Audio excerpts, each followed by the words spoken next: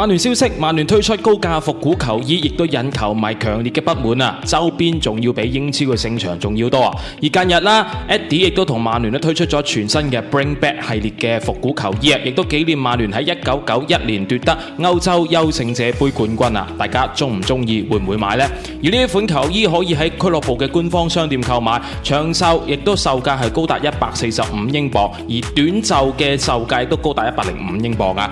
而史奧斯亦都提到過啦，古恩夏非常之有實力，咁但係而家曼聯呢似乎唔係理想嘅去處，名宿都唔建議高手嚟曼聯，而曼聯亦都等多隊係關注緊馬斯坦奴啊，河床亦都希望續約提升價格。呢位中場呢最近喺阿根廷打比打入咗超級嘅任意球，而呢位年輕嘅球員現有嘅合同將持續到2026年嘅12月份，合同當中包含一項3830萬英鎊嘅解約條款啊。而曼聯亦都仲未同基約基利斯達成協議，而阿摩念亦都對佢非常之感興趣啊！買唔到奧森漢呢個亦都係最佳人選。